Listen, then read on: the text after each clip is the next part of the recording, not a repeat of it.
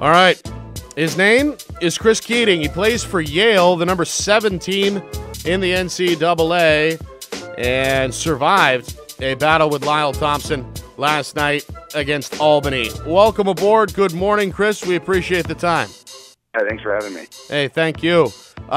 Yale, pretty prestigious university. How'd you end up there in the first place? Well, it was a pretty long recruiting process. I mean, as you know, the recruiting process now is starting really early. It can be as early as freshman year.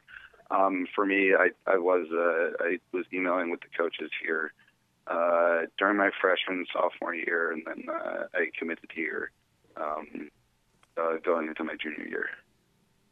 And that was, meeting with the coaches on campus and, talking with the players on the phone just to kind of get a sense of, how the program kind of, where the program was headed and I guess where I fit into that.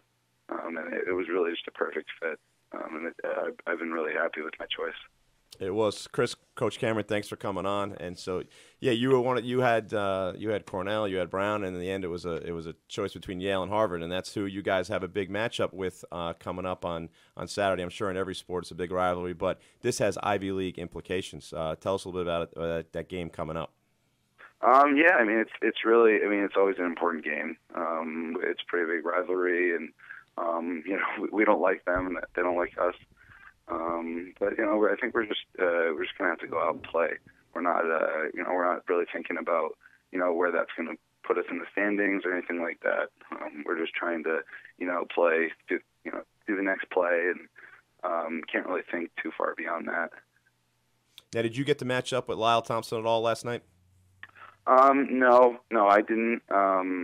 We did it was Michael Quinn. He's a junior defenseman, terrific player, and he covered him for most of the night. But it was more of a team effort to cover him. I mean, he's such a terrific player that it's hard for just one guy to guard him. And, it was a tough defensive night. I mean, it's hard when the player's that good, and the rest of their offense was also really talented. So, yeah, I mean, it was a tough game, but I think we'll rebound from it. Yeah. Chris, good morning. It's Coach Hetler. Thanks for coming on this morning with us. Yeah, thanks for having me. Hey, so you talked about it was a tough night defensively, but again, 12 goals to Albany. It's obviously higher. You guys are 13th in the country right now. You're giving up 8.2 goals a game. That's still a pretty good effort against a prolific offense like that. What makes you guys so tough defensively? What kind of philosophy do you guys have on defense that's allowing you guys to compete at such a high level? I think we just have to stay disciplined. We kind of know what our defensive coach Andrew Baxter he really harps on, paying attention to the details, and I think that really goes a long way for us. Whether it's making sure we're staying wide in the clear and making sure we're getting a good fill.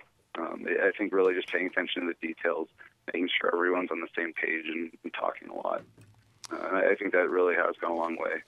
We also have some really skilled players, and our defensive middies are superb, so they make it easy on the close defensemen. You have to tell Coach Baxter I said hi. He came in as a first-year assistant when I was at Colgate my senior year. You have to tell him I say hi. Okay, yeah, I will. Hey, so do you have any advice for younger defenders out there listening right now? You were always such a threat because you had tremendous stick skills. You were a multi-sport athlete. I mean, that's become harder for kids now too, as well. How did you play? How did you keep that balance going? How did you become such a skilled, high-level player, but yet you were still able? I believe you were a pretty good hockey player in your day too. Yeah. How did you balance that?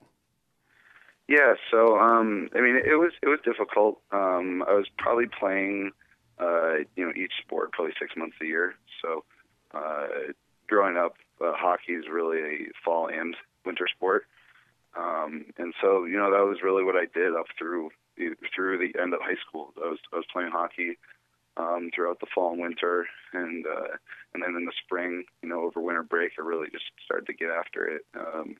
lacrosse, working on my stick skills, working on my footwork. And then in the summer, just out there every day on the field, doing extra work, and then obviously going to practice with the team as well. But I think balancing it, I really think I benefited a lot from playing hockey. I think that a lot of the skills from hockey transferred over to lacrosse for me. And so I think it's a really important thing to do, just because I know that most of the kids on my team here played at least one other sport, and just the athleticism, the sports IQ that you get from playing a different sport is really important. Well, we are out of time, Chris, but good luck the rest of the way, and we appreciate the time this morning. All right, thank you. Thanks for having me. Thank you. That's our New Hampshire Tomahawk Player of the Week, Chris Keating of Yale University.